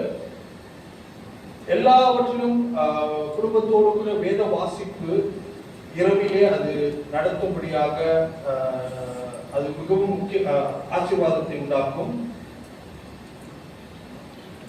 முதலாவது தேவனுக்காக நேரம் ஒதுக்கவே அந்த ஓய்வு நாள் நமக்கு அனுசரிக்கப்பட்டதாக இருக்கிறது. இப்ப இயேசு கிறிஸ்து அந்த சட்டங்களை உடைத்து எறிந்தார். சபைக்குள்ளாகவும் அந்த ஓய்வு நாளிலே நாம் certain காரியங்களை நாம் செய்ய அவாய்ட் பண்ணி இந்த யூதர்களைப் போல நாமும் காணப்படலாம். ஆனாலும் தேவன் சொல்கிறார், அது எல்லாத்தையும் நான் உடைத்து போட்டேன். எல்லா நாளிலும் நான் ஆண்டவராக இருக்கிறேன், ஓய்வு நாளுக்கும் நான் ஆண்டவராக தான் இருக்கிறேன் என்று சொல்லி நாமும் இந்த ஓய்வு நாளை பரிசுத்தமாக கொண்டாடும்படியாக நாமும் அழைக்கப்பட்டிருக்கிறோம். கண்களை மூடி நாம் ஜெபம் செய்வோம்.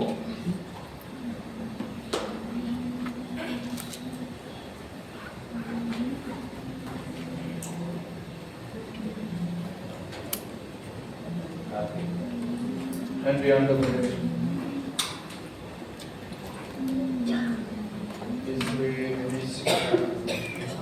ஆண்டவரே, இந்த ஓய்வு நாளிலே ஆண்டவரே நாங்கள் தவறாய் நாங்கள் புரிந்து கொள்ளாமல் அந்த ஓய்வு நாளிலே மனமகிழ்ச்சியோடு கூட நாங்கள் கொண்டாட சமூகத்திற்குள்ளாக வர எங்களை நாங்கள் புதுப்பிக்க ஆண்டவரே உதவி செய்வீராக. எங்கள் ஆவியாத்மா சரீரத்தில் காணப்படுகிற எல்லா விதமான கரைகளும் நம்முடைய சமூகத்துக்குள்ளாக நாம் வரும்பொழுது ஆண்டவரே அதை எங்களுக்கு புதுப்பித்து எங்களுக்கு தருகிறார். ஆண்டவரே நமக்கு நன்றி செலுத்துகிறோம். நன்றி ராஜா, நேசிக்கிறோம் ஆண்டவரே. அப்பா நேசிக்கிறோம் ஆண்டவரே.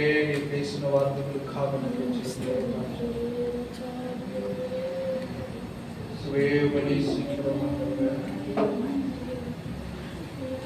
ஆண்டவரே நீ நல்லவர். உம்முடைய கிருபை எங்களுக்கு ஆண்டவரே பூரணமாக இருக்கிறதுக்காக நன்றி செலுத்துகிறோம். தொடர்ந்து நீர் வழி நடத்தும் இயேசு கிறிஸ்துவின் நாமத்தில் வேண்டுகிறேன். ஆமென், ஆமென், ஆமென். இன்று வண்ணமாக அப்போஸ்தலர் பிரமாணத்தில் வாசிப்போம்.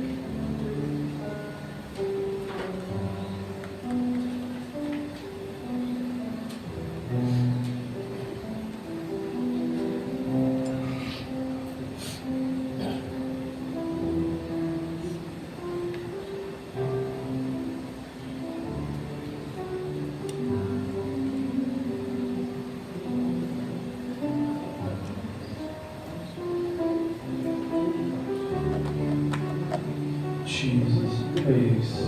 Nandri ஆண்டவரே.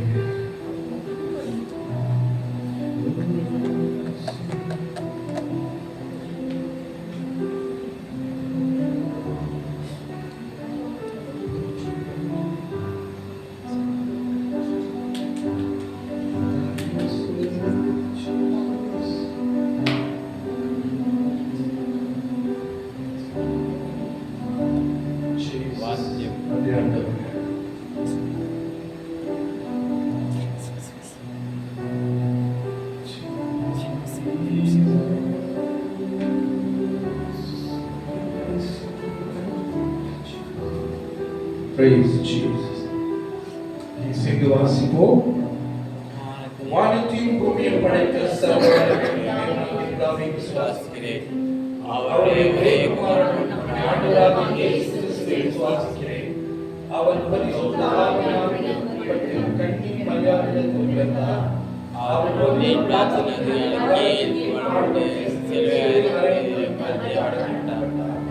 அவர் பாதாளத்தில் இறங்கி மூன்றாம் நாள் உயிர்த்தெழுந்து பெற்றார். அவர் பரலோகத்தில் ஏறிய சர்வவல்லமையுள்ள தேவனுடைய வலதுபுறத்தில் உயிரோடும் மரித்தோரின் நியாயாதிபதியாக வருவார்.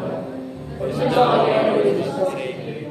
உலகளாவிய பரிசுத்த திருச்சபையோடு விசுவாசிக்கிறேன். பாவ மன்னிப்பையும் சர்வலோகத்தையும் நித்தியத்தையும் விசுவாசிக்கிறேன். ஆத்மாவே கர்த்தரை ஸ்தோத்திரி. இப்பொழுதே பரிசுத்தமாய் கிறிஸ்துவே ஞானமாய் கர்த்தரை ஸ்துதி. கர்த்தர் செய்த சகல கிருபை. கர்த்தருடைய ஆசீர்வாதத்தை பெற்றுக்கொள்வோமாக. கர்த்தர் உன்னை ஆசீர்வதித்து உன்னை காக்க கடவுள். கர்த்தர் தமது முகத்தை உன்மேல் பிரகாசம் பண்ணி உன்மேல் கிருபையாய் இருக்கிறார். கர்த்தர் தம்முடைய முகத்தை உன்மேல் பிரகாசமாக்கி உனக்கு சமாதானத்தை கட்டளையிடுவாராக. கர்த்தராகிய இயேசு கிறிஸ்துவின் கிருபையும் தேவனுடைய அன்பும் பரிசுத்த ஆவியினுடைய ஐக்கியம் உங்கள் அனைவரோடும் கூட இருப்பதாக. ஆமென். ஆமென்.